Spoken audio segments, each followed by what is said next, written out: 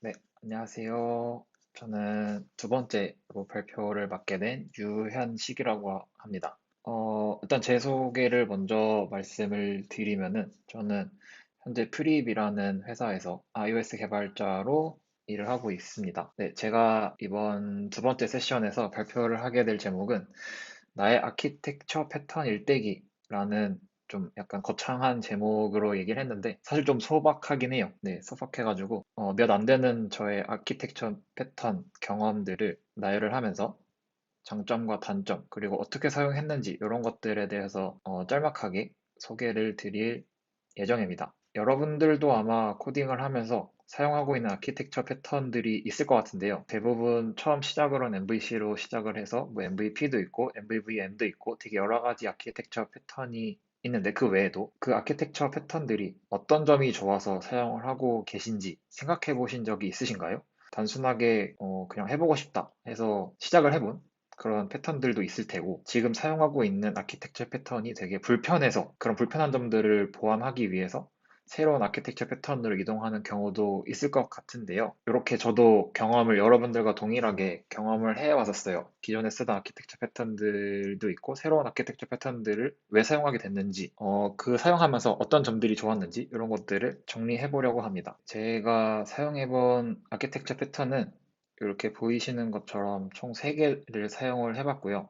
일직선상의 왼쪽이 과거고 오른쪽이 현재를 나타내는 시간 순서대로 나타내 보면은 처음에서부터는 MVC를 사용을 했었고 그 다음에 MVVM, 그 다음에 리액터 킷 순서로 사용을 하게 됐습니다. 그래서 이런 아키텍처 패턴들을 사용을 하면서 어떻게 사용했는지 그리고 사용하면서 어떤 점이 좋았는지 어떤 점이 불편했는지, 왜 다음 아키텍처 패턴으로 넘어갔는지 이런 것들을 하나씩 설명해 볼 예정입니다. 아키텍처 패턴들에 대한 설명들을 그냥 나열하면은 이해가 좀 더딜 수도 있기 때문에 동일한 앱을 아키텍처 패턴별로 어떻게 만드는지에 대해서 같이 설명을 해볼 예정이에요. 그 예로는 이렇게 단순한 앱을 하나 만들 건데요. 화면에는 레이블 하나랑 버튼 하나밖에 없는 화면이에요. 이때 버튼을 누르게 되면은 숫자가 계속 올라가게 됩니다. 그러니까 즉 내가 버튼을 누른 횟수들이 위에 숫자로 보여지게 되고 총 3번 을 넘어가게 되면은 얼럿이 발생을 하는 단순한 앱입니다. 그래서 요것들을 이제 패턴별로 어떻게 만드는지 같이 설명을 해 나갈 예정입니다. 처음으로 MVC에 대해서 먼저 얘기를 해볼 것 같은데요. 이 화면 되게 낯익으신 분들이 많으실 거예요. 그 스탠포드 대학교에서 강의한 유명한 강의가 있죠. 그 강의를 보다 보면은 나오는 그림인데 MVC 패턴을 가장 잘 설명하고 있는 그림인 것 같아서 가져왔어요.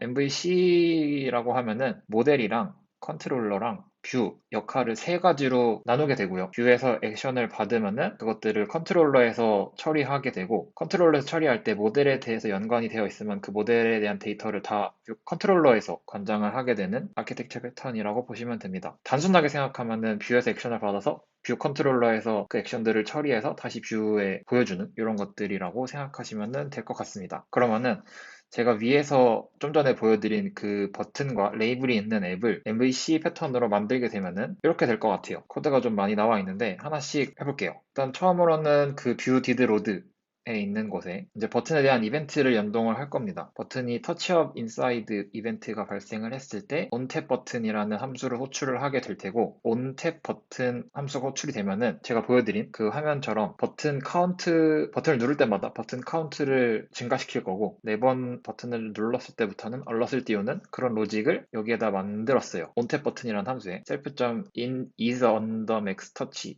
이렇게 함수 이름을 지어서 현재 버튼 카운트를 받아서 최대로 정한 횟수 3번보다 낮은지 높은지를 판단을 하고요.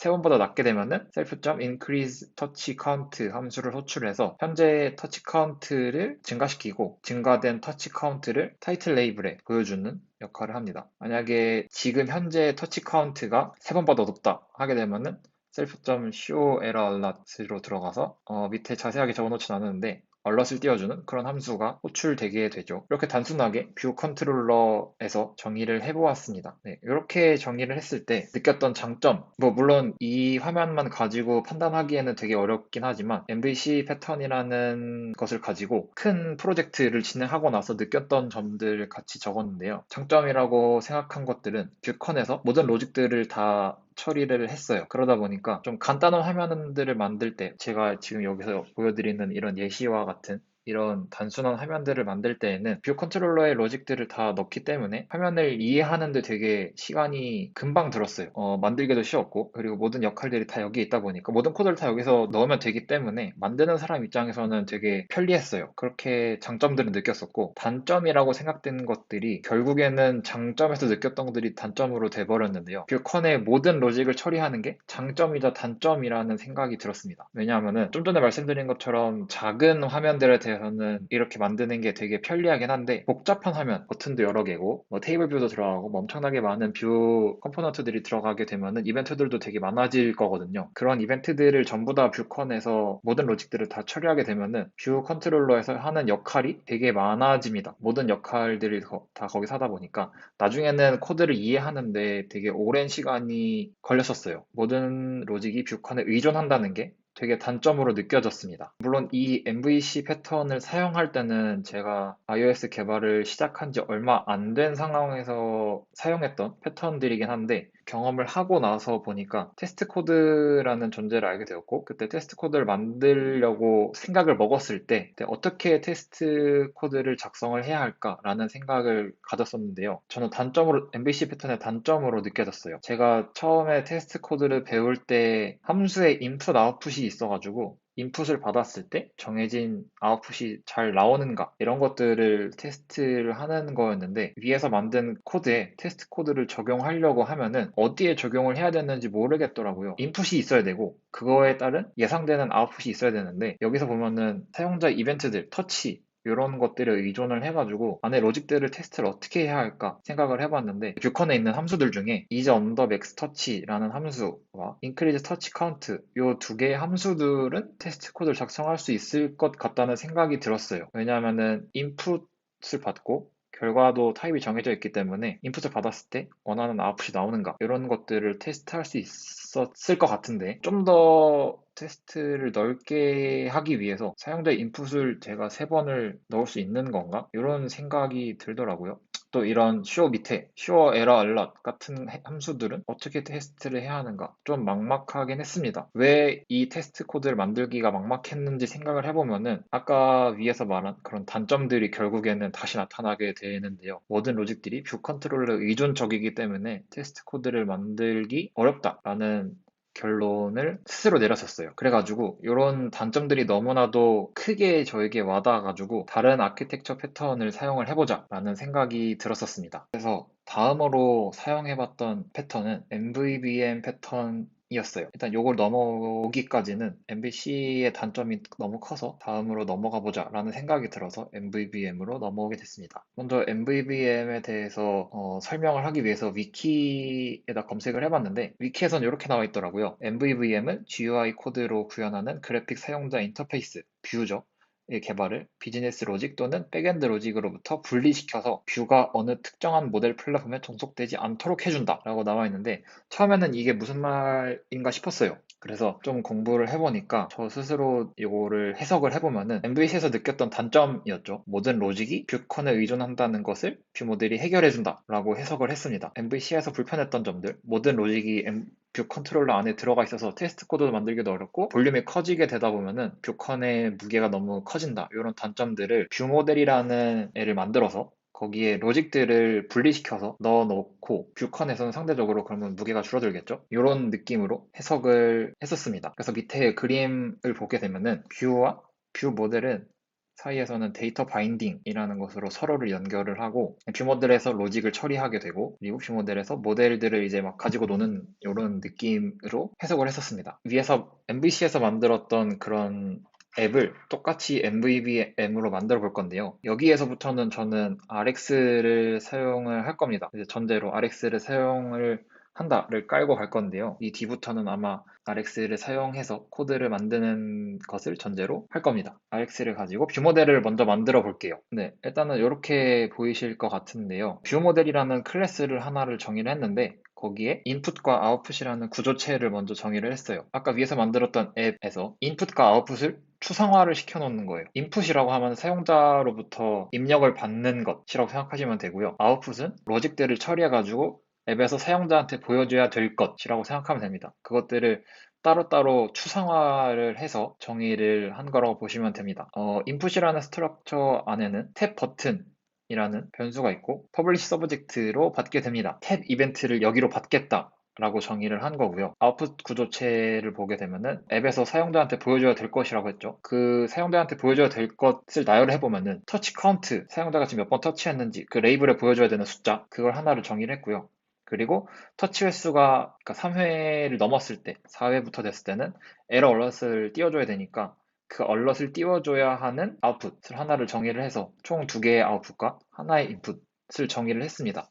그래서 인풋으로 이벤트가 들어온다 라고 가정을 하고 이 뷰모델 안에서 이 인풋의 이벤트를 받아서 어떤 로직들을 처리를 해가지고 아웃풋으로 이벤트를 다시 쏜다 라고 생각을 하시면 될 것 같습니다. 그렇게 정의를 해놓고 나서 이제 생성자에서 인풋과 아웃풋을 연결을 해요. 그러니까 결국에는 인풋을 받아서, 즉 터치 이벤트를 받아서 아까 MVC에서 했던 것처럼 횟수 제한을 판정을 하고 3번 밑에면은 터치 카운트를 올리고 에러 얼럿 띄워준다. 이거를 연결을 해줘야 되는데 저 같은 경우에는 이 생성자에서 연결해줬습니다. 탭 이벤트를 받았을 때 이 self.onTap 버튼이라는 함수를 실행을 시키도록 연결을 했어요. 이게 좀 전에 말한 버튼을 누를 때마다 현재까지의 터치 횟수를 출력하거나 4회부터는 경고 얼럿을 띄워준다. 이 로직이 되는 거죠. 그래서 그 함수들을 바로 밑에 onTap 버튼 그리고 아까 MVC에 있던 그 함수들을 다시 가져왔는데요. is under max touch, increase touch count 이런 것들을 그대로 정의를 해줬습니다. 그래서 탭 버튼을 받았을 때 self.onTap 버튼 함수가 실행이 되고 여기서 지금 현재 터치 카운트가 맥스를 넘어섰냐 안 넘어섰냐를 판단을 하게 되죠. 그리고 안 넘어섰으면은 increase touch count 함수가 호출이 돼서 뷰모델에 있는 current touch count, 지금 현재까지 몇 번 터치를 했는지를 저장하고 있는 그 변수를 플러스 1 시켜주고 그리고 그 변수를 아웃풋으로 내보내줘요. 결국에는 아웃풋으로 내보내줘야 그걸 뷰컨에서 받아서 사용자한테 실제로 뷰에 출력이 되는 그런 로직이 되는 겁니다. 네, 그리고 맥스 카운트를 넘어섰을 때 그때는 아웃풋에 있는 show error alert, 아까 정의했던 아웃풋 중에 하나의 변수였던 에러를 보여준다는 그 아웃풋에다가 이벤트를 전달합니다. 이렇게 이벤트만 전달하고 나서 뷰 모델이 할 역할은 없어요. 이벤트만 전달하면은 뷰컨에서는 이제 이 이벤트들을 받아서 이벤트별로 액션을 취하면 되는 거예요. 일단은 이렇게 해서 뷰 모델을 먼저 완성시키는 걸로 하겠습니다. 이렇게 되면은 뷰 모델에서는 아까 MVC 패턴에서와는 다르게 인풋과 아웃풋, 사용자로부터 받는 터치 이벤트, 그리고 뭐 다시 보여줘야 하는 레이블의 텍스트를 바꿔야 한다는 것들, 이런 것들을 좀 추상화 시켜가지고 로직만 별도로 분리를 한 겁니다. 실제로 이벤트와는 무관한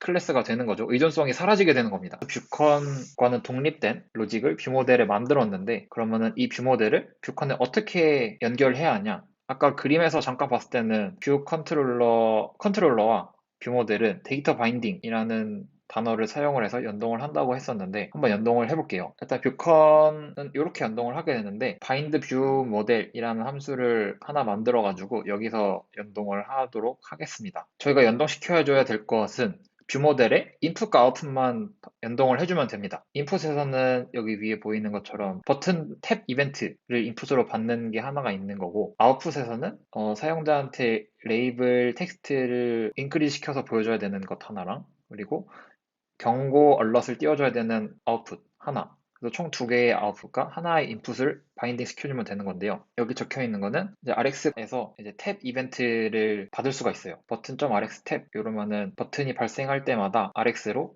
탭 이벤트를 전달을 하게 됩니다. 그래서 그 탭 이벤트를 뷰 모델의 인풋 탭 이벤트로 바인딩을 시켜주는 역할을 합니다. 이렇게 되면은 뭐 시뮬레이터든 디바이스에서 이 앱을 실행시키게 돼서 그 버튼을 증가시키는 카운트를 눌렀을 때 여기를 타고 뷰 모델의 인풋으로 이벤트가 전달이 되게 됩니다. 그렇게 되면은 아까 뷰 모델에서 정의한 그런 룰들이 다 타게 되고 아웃풋으로 이벤트가 전달이 되는 그런 시나리오가 됩니다. 이렇게 해서 인풋을 먼저 연결해주고 바로 밑에서는 아웃풋을 연결해줍니다. 뷰 모델의 아웃풋은 아웃풋 중에 터치 카운트는 점 바인드 해가지고 self.set 버튼 카운트라고 했는데 저 아웃풋으로 이벤트가 들어올 때마다 인트형 데이터가 전달이 되는데 이 인트형 변수는 사용자에게 보여줘야 될 터치 카운트인 거죠. 결국에는 그 타이틀 레이블에 보여줘야 되는 숫자가 됩니다. 그래서 set 버튼 count라는 함수를 가보게 되면은 네, 여기 보이는 것처럼 타이틀 레벨 점 텍스트에 count를 출력을 해주는 함수가 바인드가 되는 겁니다. 이렇게 되면은 뷰 모델에서 어떤 로직 과정을 다 처리해가지고 아웃풋.터치 카운트 이벤트가 전달이 됐을 때 그 이벤트를 뷰 컨트롤러에서 받아서 그 인트 값을 타이틀 레이블에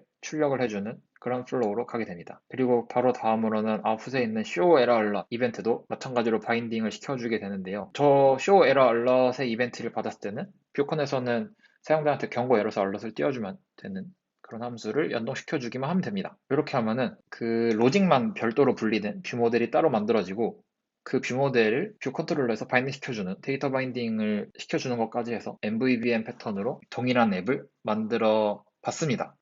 저도 MVVM 패턴을 공부하고 나서 MVVM 패턴을 사용해서 또 하나의 프로젝트를 진행을 해봤었는데요. 해보고 나서 MVC랑 비교해서 어떤 점이 좋은지 생각을 해봤어요. 가장 크게 느꼈던 점은 로직이 뷰 컨트롤러에서 분리가 되었다. 그래서 이 분리된 로직만 테스트를 할 수 있었다. 이게 가장 큰 장점으로 느껴졌습니다. 예를 들어볼게요. 아까 MVC에서는 뷰 컨트롤러 안에 있는 되게 작은 함수들 유닛 테스트 할 수 있는 정도까지만 테스트 코드를 만들 수 있었을 것 같은데 MVVM으로 오게 되면은 인풋과 아웃풋을 추상화를 시켰기 때문에 내가 원하는 인풋을 넣을 수도 있고 그 인풋에 따라서 원하는 아웃풋이 나오는가를 확인을 할 수 있어요. 그 뷰 모델 안에서 말이죠. 예를 들면은 제가 테스트를 하고 싶은 케이스는 버튼을 한 번 눌렀을 때 그 화면 레이블에 1이 보여지는가 그리고 그 터치 경고 알럿이 발생을 하지 않는가 이런 거를 확인을 하고 싶어요. 그렇게 되면은 뷰 컨트롤러가 아닌 뷰 모델을 만들어 놓고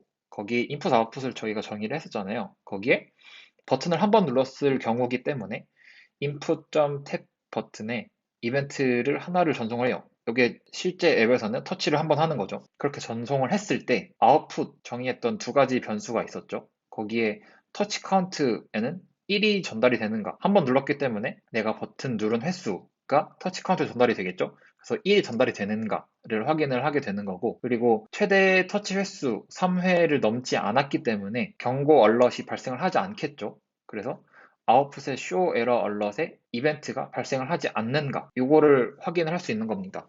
그러니까 즉 안에 있는 되게 작은 그런 유닛 테스트를 할 수도 있는데 조금 더 광범위하게 사용자의 액션에 기반해 가지고 테스트를 할 수 있게 됐습니다. 이게 가장 큰 장점으로 느껴졌습니다.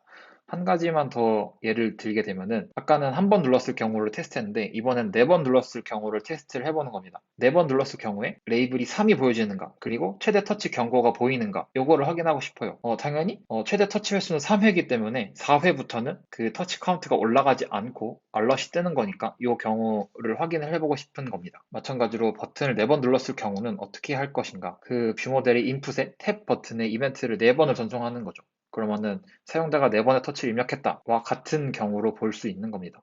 그렇게 했을 때 레이블에 3이 보여지는가 이걸 확인하기 위해서는 output.touch count에 1, 2, 3이 왔는가 그러니까 터치를 할 때마다 이벤트가 하나씩 늘어나겠죠. 1, 2, 3까지 이렇게 증가를 하는 것을 볼 수 있겠죠. 그래서 이벤트로 1, 2, 3이 오는가를 확인하면 되는 거고 네 번째 눌렀을 때 경고 알럿이 발생을 해야 되기 때문에 뷰 모델의 output.show error alert에 이벤트가 하나가 발생을 하는가 이렇게 액션에 기반해서 테스트를 할 수 있게 되었던 게 MVC와는 가장 다른 장점, 되게 좋게 느껴졌던 점 중에 하나였습니다. 네, 그래가지고 MVC랑 MVVM이랑 놓고 좀 장점과 단점을 비교를 해봤어요. 정리를 해보면은 MVC 같은 경우에는 장점은 아까 말한 것처럼 간단한 화면 구현에 있어서는 MVC가 훨씬 더 빠르고 되게 가볍기 때문에 구현하기 쉽다. 그리고 읽는 사람 입장에서도 코드를 읽기가 쉽다. 라고 느낄 수 있었고, 단점으로는 이제 화면이 커졌을 경우에 대해서는 모든 로직이 뷰 컨트롤러에 있기 때문에 구현을 하기 어렵고 읽는 사람 입장에서도 읽기가 어렵다. 그리고 또 하나로는 테스트 코드를 어떻게 적용해야 되는지 감이 안 잡혔다.